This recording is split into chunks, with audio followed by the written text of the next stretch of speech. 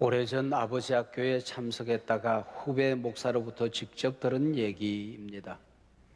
토요일 날 부지런히 설교 준비를 하는데 초등학교 1학년 아들이 자꾸 방해를 합니다. 문을 열었다 닫았다. 아빠 언제 끝나? 아빠 나랑 언제 놀아줘? 구상을 할면 하면 또 문을 열고 찾아옵니다. 뚜껑이 열렸습니다. 아이에게 소리를 질렀답니다. 아빠 설교 준비한 거 안 보이냐고. 빨리 나가라고. 그때 문을 꽉 닫으면서 이 아들이 그러더랍니다. 쉐이씨 설교도 되게 못하는 게 그러더랍니다. 그 주일 설교 되게 못했답니다. 목사가 되어서 설교한다는 게 평생 부담일 수밖에 없는 거지요. 제가 목회를 하면서 절대로 실패해서는 안 되는 바로 그 한 영역이 있다고 한다면은 예배입니다.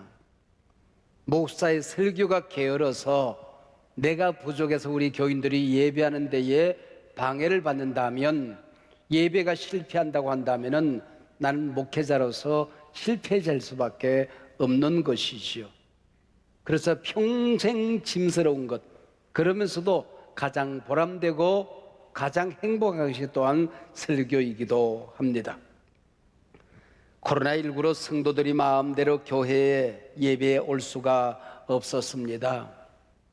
이때 목사의 마음이 아픈 것은 이러다가 우리 성도님들 한 분 한 분 예배가 무너지면 어떡하나 하는 염려가 있기 때문입니다. 오늘도 하나님은 예배하는 한 사람을 찾으시거든요. 그 한 사람, 그 예배자, 내가 그 사람 되기를 원하네 하고 우리가 하나님 앞에 예배하는 이유가 거기 있는 것이요. 하나님은 신령과 진정으로 예배하는 사람을 기뻐하십니다. 그 예배자가 너무 소중해서 그냥 보내지 않습니다. 하나님이 우리에게 주시는 복이 얼마나 많이 있을까요? 예배를 통하여 우리가 응답받는 그 응답이 얼마나 엄청난 것들이 많이 있을까요? 그 수많은 복 가운데에 이것만은 절대로 잃어버려서는 안 된다. 예배하고 갈 때마다 반드시 너는 이것은 간직하고 가야 된다. 예배하고 한 주간 살아가면서 이 복을 네가 누리면서 살아라 하는 복이 세 가지가 있습니다. 그게 우리 주 예수 그리스도의 은혜, 하나님의 사랑, 성령의 교통입니다. 그래서 오늘 설교 제목이 예배자에게 주시는 세 가지 복, 예배자에게 주시는 세 가지 복입니다. 저는 목사가 되기 전에 담임을 했어요. 전도사로서 한 2년 동안 교회를 섬겼습니다. 설교하는데 문제가 없어요. 신방하고 기도 인도하지요. 목회 프로그램을 잘 진행합니다. 근데 한 가지가 안 되는 거예요. 예배하고 돌아가는 성도님들에게 손을 번쩍 들고 축복 기도를 해야 되는데, 강복선을 해야 되는데 전도사는 그걸 못하도록 되어 있거든요. 그 시간이 되면은 빨리 목사 안수를 받아서 손들어서 축도하고 싶은, 강복선을 하고 싶은 그 마음에 손이 자꾸 올라가요. 그래서 저는 이렇게 전도사로서 목회 3년쯤 하면은 겨드랑이 밑에 날개가 나겠다 그 생각이 들더라고요. 하도 간지러워서, 손들고 싶어서. 우리 주 예수 그리스도의 은혜와 하나님의 사랑과 성령의 교통하심이 너희 무리와 함께, 고린도후서 13장 13절, 이 축도가, 강복선언이 그렇게 만만하거나 간단한 것이 아니라고 하는 것입니다. 물론 우리 교단에서는 축도할 때 그 마침 문장이 조금 달라요. 축원하옵나이다 그렇게 되어 있어요.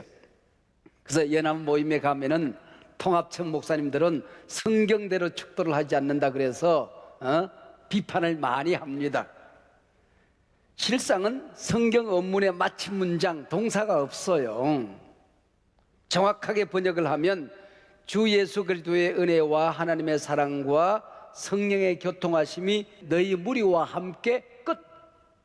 마침 문장이 없습니다. 이게 강복선언 축도입니다. 천주교에서는 그렇게 하잖아요. 하나님은 예배하고 돌아가는 자녀들이 너무 이뻐서 세 가지 복을 주시는데, 그게 바로 예수님의 은혜와 하나님의 사랑과 성령의 교통이라고 하는 것입니다. 예배하고 나아갈 때 이것만은 가지고 가야 된다. 이것 놓쳐서는 안 된다. 이거 잃어버려서는 안 된다. 이거 무너져서는 안 된다. 이것 없이 네가 세상에 살 수 없다 하는 게 바로 세 가지 복이라고 하는 것이지요. 매주 이 복을 우리가 확인하고 간직하고 나아가는 겁니다. 성탄절 예배에 아무개 권사님의 남편이 교회에 왔습니다. 교인들이 예배하고 돌아가는데 목사님이 배웅을 하다 보니까 교회 잘 안 나오는 아무개 권사님 남편이 그 예배에 왔거든요. 너무 반가워서 손을 잡고 새해에는 좀 규칙적으로 정기적으로 교회에서 뵙기를 원합니다. 예배에 꼭 규칙적으로 나오십시오. 그랬더니 이 남편이 그러더니 목사님 저는 평생 정기적으로 규칙적으로 예배 참석합니다. 평생 성탄절 예배에 제가 참석해 왔습니다. 그러더랍니다. 여러분 식사는 매 끼 먹어야 되잖아요. 잠은 매일 자야 되잖아요. 이 세 가지 복은 매주일 예배에서 매주 단위로 확인을 하도록 되어 있는 것입니다. 이게 안식일을 지키고 예배하고 돌아가는 백성들에게 아론의 축복을 구약 성도들은 받았습니다. 신약교회 성도님들은 예배 드리고 돌아갈 때에 이 축도로 일컬어지는 이 사도 바울의 축도 강복선을 우리가 받고 세상으로 나아가게 되는 것이죠. 우리가 구원받아서 이 땅에 살아가는 목적이 뭘까요? 가장 중요한 이유가 무엇일까요? 그 첫 번째 목적은 예배하는 데 있습니다. 하나님께서는 믿음의 백성들을 불러냅니다. 아브라함을 부르지요. 예배하는 백성으로 살아라는 것입니다.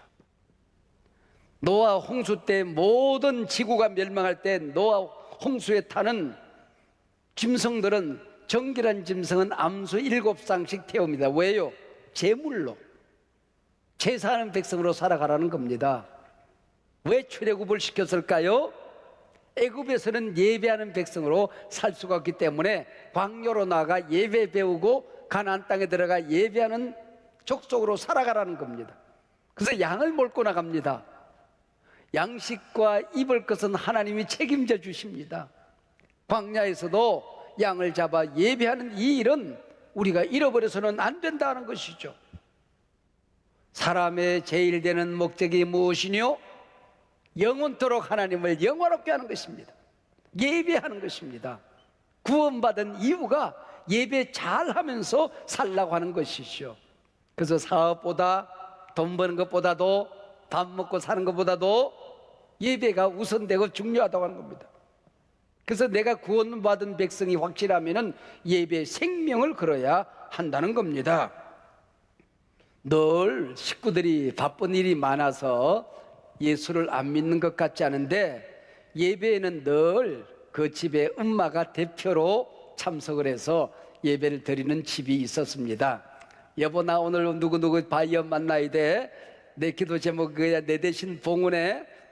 그리고 맏아들은 골프장에 가면서 엄마 내 기도도 해주세요. 막내 학원에 달려가면서 엄마 내 기도 부탁해요.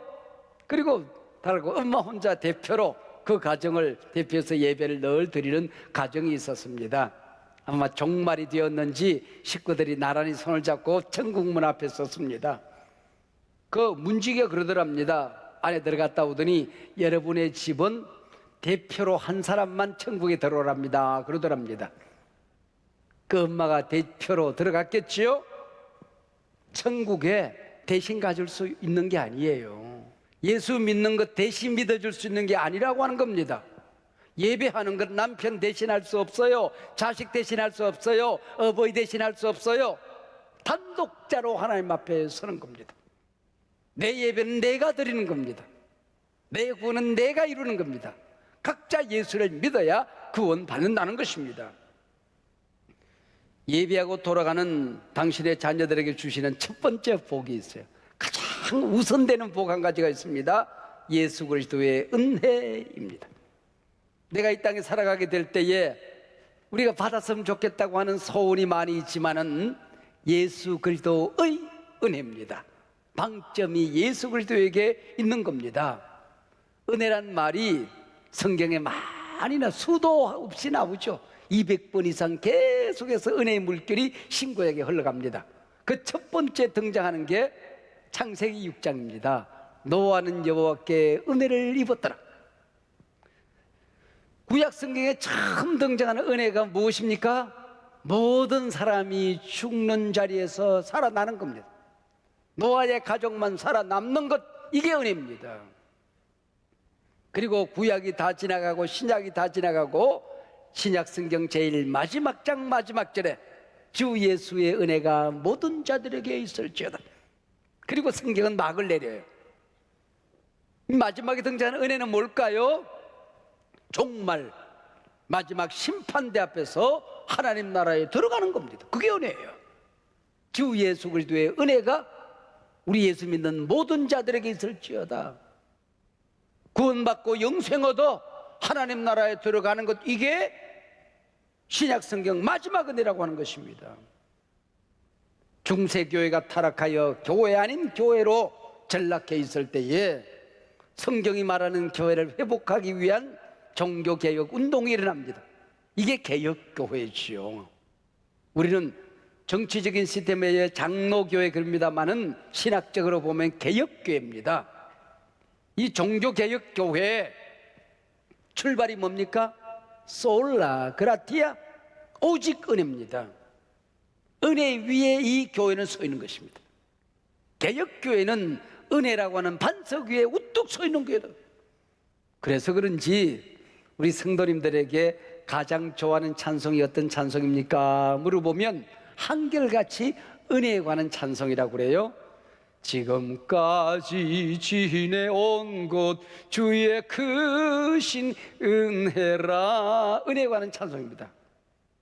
나 같은 죄인 살리신 주 은혜 놀라워. 한량없는 은혜, 은혜 아니면 살아갈 수가 없네. 은혜에 관한 찬송을 가장 좋아한다고 하는 겁니다. 가끔 제가 강의하고 나면은 질문하라 그러면은 거의 그렇게 얘기해요. 목사님, 그 바쁜 일정 속에 건강은 어떻게 지키십니까? 그래요. 또 어떤 분들은, 후배들은 목사님 맨손 맨몸 맨땅에 개척해서 어떻게 교회가 그렇게 건강하게 부흥되는 교회를 이룰 수 있습니까? 비결이라도 있습니까? 그래요. 젊었을 때는, 지금도 많이 젊지만 이것저것 할 얘기가 많이 있었어요. 근데 이 나이가 되고 나니까 대답은 한 가지밖에 없어요. 남는 것 하나밖에 없어요. 하나님의 은혜지요. 우리 선배 목사님들이 연세가 드신다면 늘 그렇게 대답하길래, 헤이, 그냥 입에 발린 소리 하네 그랬어요. 나이가 들고 나니까 남는 게 이게밖에 없어요. 은혜밖에 없어요. 대답이 이거예요. 이게 진실한 대답이에요. 하나님의 은혜였어요. 우리는 육체를 가지고 이 땅에 공기를 마시면서 살아갑니다. 두 발을 땅에 붙이고 살아가지요. 밥 먹어야 살지요. 옷 입어야 살지요. 그래서 우리 관심이 이 땅이 전부일 때가 참 많이 있습니다. 복 받았다, 은혜 받았다 그랬을 때에 돈 버는 것, 떵떵거리고 살아가는 것, 잘 먹고 잘 입고 살아가는 것, 사랑하는 사람 만나서 행복하게 살아가는 것, 이게 내 머릿속에 일시이고 순간적이고 현세적인 복을 자꾸 생각하게 됩니다. 그게 전부인 것처럼 여겨질 때가 많이 있어요. 여러분, 그걸 이겨내는 게 믿음이에요. 그걸 뛰어넘는 게 믿음의 성숙이라는 걸 여러분 아셔야 됩니다. 어떤 분이 젊은 부인하고 살아봤으면 좋겠다, 그 생각이 자꾸 들더래요. 그래서 환갑을 지나고 난 다음에 혼자 그렇게 해야 돼요. 입을 열면 큰일 나죠. 네. 한 20살쯤 젊은 부인하고 살아봤으면 좋겠다, 그 생각이 머릿속에 쏙 지나가더래요. 잠을 자는데 꿈속에서 천사가 나타났대요. 아들아, 네가 평생 그거를 원하니 내가 응답을 해주마. 내일 아침 되면은 너는 20살 젊은 부인하고 살게 될 거다 그러더래요. 눈을 뜨고 보니까 자기가 환갑을 어저께 지냈는데 80살이 되어 있더랍니다. 그래서 20살 젊은 부인하고 잘 살았대요. 기도 잘 하셔야 됩니다. 함부로 기도하면 큰일 나는 거예요. 예배하고 돌아가는 사람에게 주신 두 번째 복이 있어요. 하나님의 사랑입니다. 젊은 부인하고 사는 게 아니라, 그게 사랑이 아니라 하나님의 사랑이라는 것입니다. 어떤 사랑이냐? 하나님의 사랑이라. 나를 사랑하는 하나님의 사랑이 도대체 어떤 사랑입니까? 그분은 누굽니까? 우주 만물을 만든 분입니다. 천지를 창조하고 역사를 운행하시다가 이 땅에, 대한민국이라는 땅에 20세기에 태어나서 21세기를 살아가도록 우리를 이 땅에 보내주신 분, 하늘과 땅의 왕, 금생과 내생의 왕이 되신 분이 하나님 아닙니까? 나는 도대체 어떤 존재입니까? 내가 그분의 자녀가 될 자격이 있습니까? 내가 이 땅에 그분의 사랑을 받을 만한 가치가 있는 존재입니까? 그분하고 교제할 만한 성결함과 거룩함이 내게 있는 것입니까? 하나님이 나를 사랑해서 하나님에게 돌아가는 어떤 유익이라도 있단 말입니까? 마틴부터 그렇게 얘기했어요. 내가 하나님이라면은 사람들을 보니 그 악함이 너무 지긋지긋해서 하늘에 불비를 내려서 벼락을 내리셔서 지구를 멸망시켰을 것이다. 그렇게 이름했어요. 여러분, 하나님의 사랑이 어떤 사랑입니까? 독생자 예수 그리스도를 이 땅에 보내주셔서 내가 죽어야 될 자리에 그분이 대신 죽어서 나를 구원해 주신 사랑 아닙니까? 여러분이 기적 그랬을 때 제일 먼저 지나가는 기적이 뭡니까? 내가 구원받은 그 기적 아닙니까? 나 같은 죄인이 하나님의 자녀가 되어서 하늘나라 백성이 되어서 살아간다. 기적이 있다면 이 기적 아니겠냐, 그 얘기죠. 하나님이 나를 사랑해 주신 게 뭡니까? 맛있는 식사 한 끼였습니까?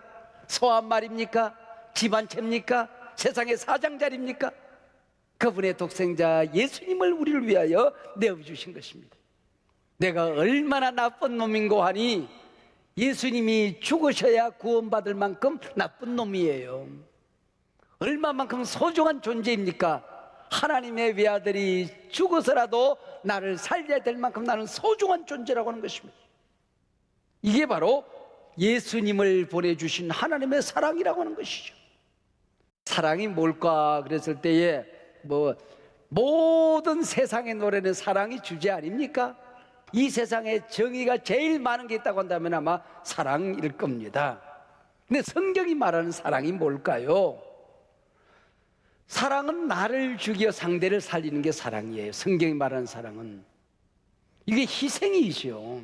그랬을 때에 우리 마누라는 왜 요즘 희생을 안 할까? 그러면 이미 사랑을 모르는 거예요. 상대에게 기대하는 것 말고, 요구하는 것 말고, 내가 뭘 줄까 그랬을 때에 나를 희생하는 거, 피 흘리는 거, 손해보는 거, 이게 사랑이라고 하는 것이죠. 사랑은 함께 있어줄 가치가 없는 사람과 함께 있어주는 게 사랑이라고 하는 것이죠. 그래서 하나님께서 인간의 몸을 입고 이 땅에 오셨어요. 그 임마누엘이에요. 임마누엘이 무슨 뜻입니까? 하나님이 우리와 함께, 그래서 그게 바로 사랑이라고 하는 것이죠. 근데 사랑장에 보니까 사랑은, 그리고 많은 설명을 하는데, 사랑은 내 몸을 불사르게 내어줄지라도 사랑이 없으면 아무것도 아니라, 희생이 사랑이라고 그랬는데, 함께 있어주는 게 사랑이라고 그랬는데 사랑이 아닐 수 있다. 이게 사랑이 뭘까? 여러분, 이 사랑은 구원론적인 사랑입니다. 영원히 사라지지 않는 사랑입니다. 영생의 사랑이라고 하는 겁니다. 그래서 아가페를 설명하는 요한일서에 보면은 정의가 간단합니다. 독생자가 이 땅에 와서 나 대신 죽은 게 사랑이다. 그분을 믿고 구원받고 내가 살아난 게 사랑이다. 그래서 살리려 하십니다. 종말론적인 사랑, 구원론적인 사랑, 영원한 사랑이 사랑이다, 그런 얘기입니다. 그래서 예배하고 돌아가는 하나님의 백성들에게 하나님 너를 얼마나 사랑하는지 아니? 나는 독생자를 널 위해서 내어주었어. 네 대신 죽었어. 그만큼 너는 내게 소중한 존재들이야. 이 세상 살아갈 때 당당히 살아야 된다. 너는 하나님의 자녀야. 내가 너와 함께 너를 버리지 않아. 실수하고 넘어져도 내가 용서할 거야. 다시 일으킬 거야. 세상 끝날까지 내가 너를 사랑하고 지켜낼 거야. 힘내라. 이게 하나님의 사랑이에요. 예배하고 돌아가며 이 소리를 듣고 가야 된단 말이에요. 이 확신을 가지고 살아가야 된단 말이에요. 예배자에게 주시는 세 번째 복이 있습니다. 성령의 교통이라고 하는 거죠. 우리는 요즘 교통이 얼마나 발달된 세상에 살아가고 있습니까? 여러분, 교통이 오늘 뚝 끊어지면 세상이 어떻게 될까요? 지구촌이 하루에 못 가는 곳이 없습니다. 다 하루 만에 다 갑니다, 여러분. 땅 끝까지 하루 만에 다 가요. 오늘 지금 예배 드리고 지금 달려가서 인천공항에서 LA로 가면은 LA 주일 예배 드릴 수 있습니다.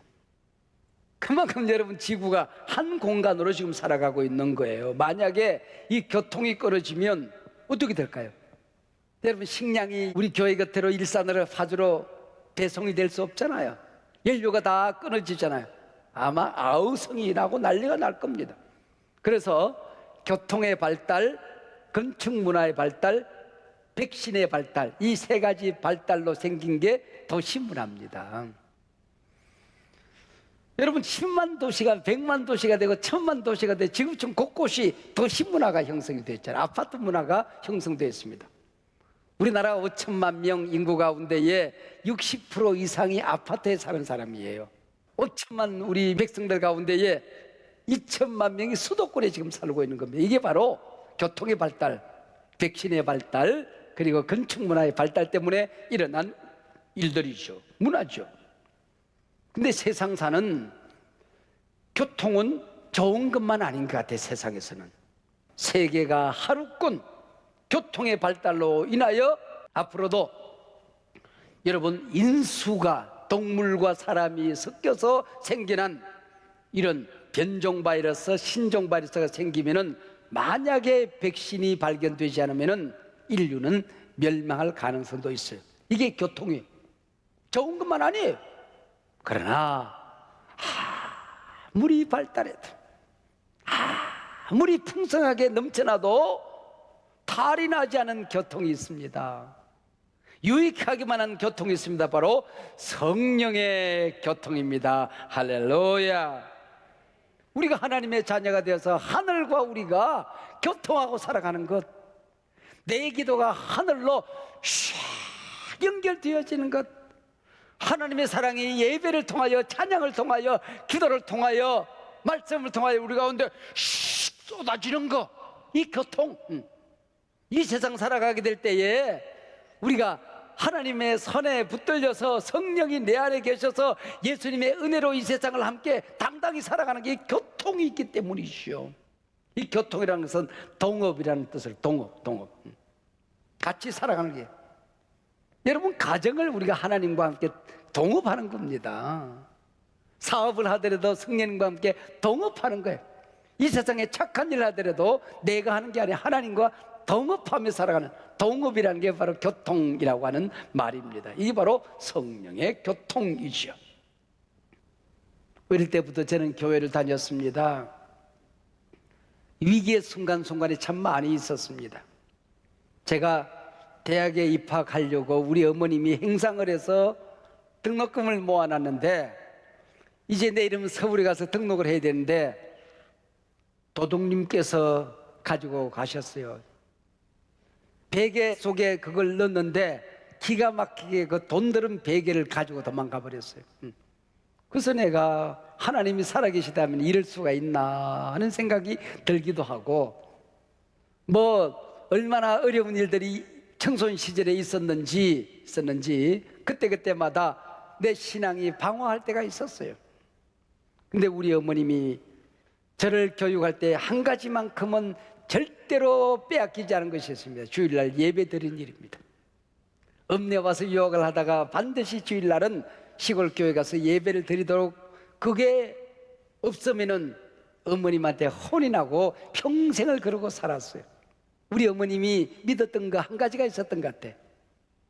언젠가는 내가 이 자식 곁을 떠날 텐데, 이 자식이 혼자 살아갈 텐데, 아무리 어려운 일이 있어도, 아무리 힘든 일이 있어도, 아무리 믿음이 흔들거리고 방황해도 주일날 예배 드리면 이 자식은 산다. 하나님 앞에 그걸 믿었던 것 같아요. 그래서 그랬는지 모르지만은 목사가 되기로 할 때도 있었지만은 목사가 가장 싫을 때도 저한테는 있었어요. 다른 거 다 해도 목사는 안 된다고 할 때도 있었어요.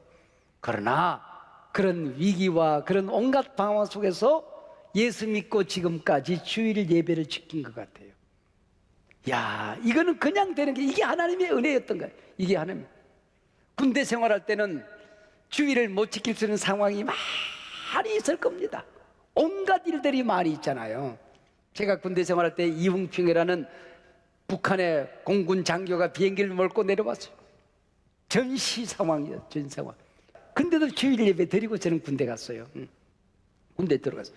여러분, 이런 상황 속에서 하나님이 예배할 수 지켜주셨다는 거예요. 우리 어머님은 말씀으로만 그렇게 한 것이 아니고 친히 본을 보이셨어요. 췌장암이 걸리시고 우리 어머니 치매가 왔다 갔다 합니다. 의식이 왔다 갔다 합니다. 그런데 월요일부터 금요일까지는 치매 의식이 뚜렷해요. 토요일이 되면 정신이 온전합니다. 전화번호까지 다 기억이 나요. 그리고 주일 예배를 드리시는 거야. 그리고 병원에 계시는데 토요일 날 또 정신이 번쩍 들어오시는 거야. 주일 되니까 예배 가자. 그리고 휠체어를 타고 예배 오셔서 2줄 제일 마지막 자리에 우리 어머님이 앉으셨습니다. 설교를 듣는데 그날따라 편찮으신 분이 꼿꼿하게 앉아 계시더라고요. 연세가 드시니까 눈이 좀, 우리 어머님이 원래 눈이 작았는지 나이가 드셔서 눈이 작았는지 모르지만 눈이 거의 와 있었어 이제 구멍 정도 되거든요. 근데 그날따라 눈이 그렇게 큰 줄 몰라. 눈이 크시더라고요. 그리고 눈이 튀어나올 것처럼 아들이 설교하는 걸 쳐다보고 있어요. 꼿꼿하게 쳐다보고 있어요. 그리고 제가 설교를 마쳤어요. 제가 이제 설교 후에 기도하지 않습니까? 기도하고 눈을 떠보니까 어머님이 없어요. 옆으로 콕꼬그라진 겁니다. 이미 누군가 얻고 나간 거예요. 그때 병원으로 달려간 겁니다. 그게 내 어머니의 마지막이에요. 그리고 하루 이틀 그냥 의식이 없이 계시다가 이제 임종을 하셨는데, 별세하셨는데, 내 어머니가 내게 가르친 게 입으로만 가르치신 게 아니잖아요. 마지막 나는 하나님 앞에 설 때까지 다른 거 하나도 나는 원하는 거 없다. 하나님 앞에 가서 예배하다가 죽고 싶다. 제 소원이 있다고 한다면 마지막 강단 위에서 설교하다가 마지막 설교하고 꼬부라져 죽을 수 있다고 한다면 내 어머니의 아들로서 살아감에 모자람이 없을 것 같아요. 여러분, 그게 목사의 소원이 아니겠습니까, 여러분? 우리가 하나님 앞에 설 때까지 다른 거 다 실패할 수 있지만은 이것만큼 실패하지 말자. 그리고 예배하는 자에게 주시는 하나님의 복이 있어요.